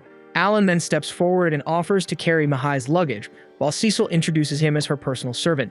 Mihai comes across as kind and perceptive, and after a single glance at Alan, he recognizes his potential and says so openly. Alan feels relieved that Mihai is level-headed. Dealing with another personality like Cecil's would have been exhausting. Watching the siblings interact so naturally makes him quietly wonder how his own family is doing these days. Later that afternoon, Alan heads out to hunt a few creatures for lunch, and by the time he returns, the kitchen staff are thrilled, praising the freshness and quality of the ingredients and expressing their gratitude for his effort. As he's about to store the meat away, he notices Mihai sparring with Xenoph in the garden. Despite being only 14, Mihai demonstrates impressive skill, especially managing to keep up with someone like Xenoph. Still, the difference in raw power is obvious, and in the end, Mihai is forced to concede defeat. Everyone showers Mihai with praise for how well he performed, but then Cecil spots Alan hauling in his catch for the day, and she immediately compliments him on landing something that impressive. There is no denying it took serious skill to bring down a monster like that, and since they happen to have some spare time, Mihai casually asks Alan if he wants to have a spar as well. Xenoph glances at Granvelle for approval, and when Granvelle shows no objection, Xenoph passes Alan his sword so he can step into the match. Alan is fired up since it is his first time gripping a mithril blade, and it has been forever since he last sparred, so he is more than ready. At the moment, his stats are tuned for hunting, not straight-up combat. But with all the recent level gains stacking up, he is confident his current build can handle it. The match kicks off and Alan starts by pulling his strikes, not wanting to injure Mihai. But the instant their swords collide for the first time, Alan understands something. This guy is no joke. Mihai spent years training and studying at the Royal Academy, and that kind of experience shows the second steel meets steel. So even if Alan matches him in raw power, his technique is still beginner tier at best, meaning he never really had a shot. When the duel wraps up, everyone goes right back to praising Mihai's strength, though Cecil makes sure to commend Alan too since he managed to keep up for a decent stretch. Thomas asks Mihai how he became that strong, and Mihai explains that last summer he was assigned to clear a dungeon as a project, and that ordeal pushed him to a whole different level. Cecil realizes that must be why he could not visit last summer, and she feels a little guilty for not knowing, but Alan is too busy imagining how insane the Academy's training must be. Cecil then asks Mihai if he plans to stay longer, yet unfortunately he has to return to the Academy in a few days and will not be back until next summer.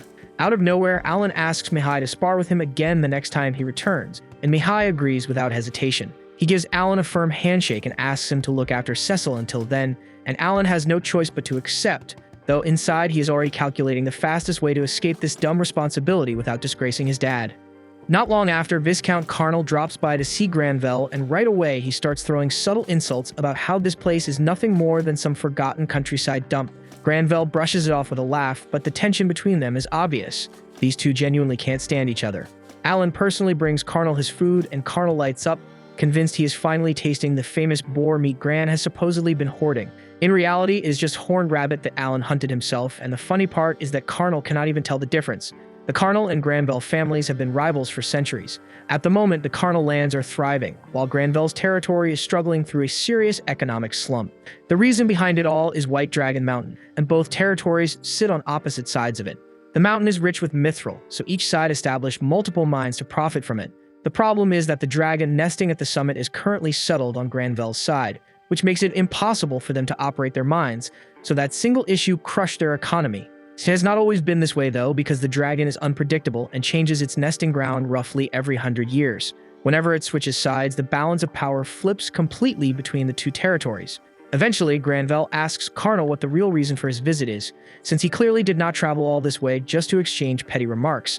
Carnal is so absorbed in his meal that he almost forgets to bring it up. Then he casually mentions that his eldest daughter recently completed her appraisal, and he wanted to personally deliver the news. Alan immediately assumes Carnal's daughter must have awakened some extraordinary talent and that he came here to brag about it. Instead, Carnal announces that his daughter has no talent at all. That alone is strange, but what makes it even more confusing is how Carnal mockingly reminds Granville that 2 of his 3 children possess talents. Granville snaps back, pointing out that Carnal also has an older son with talent, which means both families still have heirs who must shoulder a noble's responsibilities someday. After that tense exchange, Carnal leaves and Alan is left completely puzzled about what the entire conversation was supposed to accomplish, though he does come to realize that noble life is far less glamorous than he once imagined. Later on, during one of his free days, Alan meets up with the party he previously assisted. He asks for their guidance because he is considering taking on a few C-rank monsters. He has already wiped out more than 10,000 goblins in the forest, and grinding D-rank creatures is no longer challenging. The group cautions him that C-rank monsters are on a completely different level and far more dangerous than what he is used to. Alan understands the risk, which is exactly why he wants to gather as much knowledge as possible from them before heading into his next serious hunt. A little while later, Alan is roaming through the woods when one of his birds notices a C-rank beast and immediately flies over to alert him. Alan heads out to check it out and discovers an orc dozing beneath a tree. It's the perfect chance to strike, so he unleashes a swarm of tigers and ambushes the orc without hesitation. The orc attempts to resist, but Alan has far too many summons for it to handle, and before long it collapses. After finishing it off, Alan cuts into the corpse to extract the magic stone. He feels genuinely satisfied for defeating a C-rank monster without setting up a trap beforehand. Still, he quickly reminds himself to stay grounded because he's nowhere near strong enough to defeat Mihi yet, and getting cocky would be a stupid mistake. Right then, one of his birds signals that another C-rank monster is close by, and this one turns out to be an armored ant. Alan hesitates for a moment since he remembers Raven nearly losing his life to one of those things, but there's no turning back now because the ant has already locked onto him. With no other option, Alan sends in his tigers, yet their claws can't break through the creature's thick shell, forcing him to come up with another plan. He decides to use his butterfly summons to try and put it to sleep. Once the ant flips onto its back, Alan leaps onto its underside and attempts to stab it, but even with his attack power exceeding 400, his blade refuses to pierce through. The ant begins to stir and Alan panics, repeatedly driving his knife down until he finally cracks the armor and puts it down for good. He's relieved it's over, though it bothers him that despite both being C-rank, the ant demanded far more effort than the orc because it's nearly resistant to physical damage. He can't help but think that magic might have made the fight easier, and then it hits him that his intelligence stat is incredibly high, which means maybe he could actually cast spells. To test that theory, he asks Cecil if he can sit in on her magic lesson. During class, he questions the instructor about whether he has the potential to use magic. The teacher produces a magic orb and explains that it will glow if he possesses any magical aptitude. Alan concentrates with everything he's got, but the orb stays dark no matter what he does. He's forced to accept that he has 0 magical talent, and it hits him harder than he expected. Seeing how crushed he looks, Cecil feels sorry for him and hands him a cookie, hoping it might lift his spirits. One evening, as the family is gathered around the table for dinner, Rickle suddenly storms into the dining hall, breathless, announcing that a murder gulch has been sighted nearby, and at the speed it's moving, it will reach the southern gate in under 2 hours. The news hits hard, and Granville immediately asks whether Xenov can handle it. But Xenov and his knights are currently out on a monster subjugation mission, and they won't return for at least 2 days, which means they have to face this crisis alone. Granville quickly instructs Rickle to head to the Adventurers Guild and issue an urgent quest, calling for anyone capable of defending the city to step forward. While that's being arranged, Alan steps up and volunteers to stall the murder gulch himself. It's a B-rank monster, and Alan understands that the local adventurers don't stand a chance against something like that, so protecting them falls on his shoulders. The problem is that he burned through all of his MP earlier that morning while grinding for experience, so he has to wait until he recovers enough mana to activate his summoning skill. The entire city is alerted about the approaching threat, and panic spreads as people scramble to escape.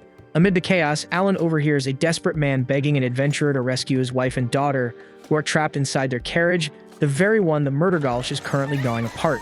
Inside, the mother and child are paralyzed with fear, knowing it's only a matter of time before they're eaten. However, Alan refuses to stand by and watch, so he grabs one of his iron balls and hurls it straight at the creature's eye. The strike successfully pulls the monster's attention away from the helpless family, but now its focus locks onto Alan. Without hesitation, he bolts and begins leading the beast toward the mountain, determined to draw it as far from the city as possible. While sprinting, his MP finally replenishes, allowing him to reset his summon lineup and load up on butterflies, since they grant boost to his speed and agility. He then summons a swarm and attempts to use their magic to lull the monster to sleep. However, the murder gulch shows resistance to sleep spells, and instead of collapsing, it grows enraged and swats the butterflies out of the air, leaving Alan with barely any viable tactics left. As night deepens, Alan is still fleeing from the relentless murder gulch, exhaustion starting to weigh heavily on him. Thankfully, he manages to duck beneath a cluster of trees and shake the monster off his trail. Once he's certain he's no longer being pursued, he drops beside a tree and exhales deeply, relieved to have survived. He has no clue why his debuff spells failed, and he knows he's nowhere near strong enough to defeat that damned creature without first weakening it. He even burned through several of his magic stones just to stay alive long enough to reach this point. Still, he succeeded in luring the monster far from the city, and for now, that means the townspeople should be safe. He decides to head back home and wait for Xenoph to return so he can handle the murder gulch, but right as he is about to leave, he feels a chilling gaze fixed on him. To his shock, the murder gulch has already tracked him down. He bolts immediately, yet the beast refuses to abandon its prey, forcing Alan to flee without rest, running through day and night just to survive. After 3 days, Alan finally manages to lose the monster and stagger back to the city, but after sprinting for days without pause, he is exhausted, starving, and barely conscious. The city guards spot him and instantly recognize Alan as the hero who drew the monster away from the city the day before, so they rush forward to catch him before he collapses. When Alan opens his eyes again, he finds himself back at the mansion, with Sebas and Cecil watching over him. Cecil is relieved beyond words that he is safe, though she cannot stop herself from scolding him for making her worry so much, which Alan had honestly expected. Sebas gently asks whether Alan remembers what happened, and Alan explains that the creature pursued him mercilessly for 3 straight days before he finally managed to shake it. Once he was certain it was no longer following him, he turned around and returned to the city. Sebas admires his courage and informs him that Granvelle shares the same sentiment.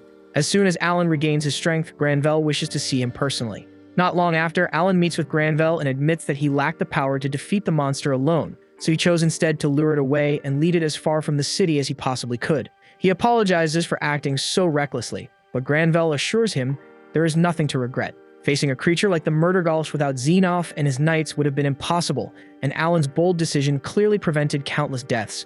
Because of this, Granvelle awards him 10 gold coins, and the family he saved that day adds another 10 gold coins in gratitude.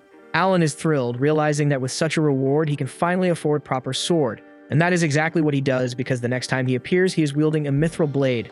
With it, he can defeat an armored ant by himself, though even this weapon struggles to pierce the creature's thick abdominal plating. Still, it can slip through the openings in the armor, allowing Alan to carve into the ant's body and retrieve its magic stone.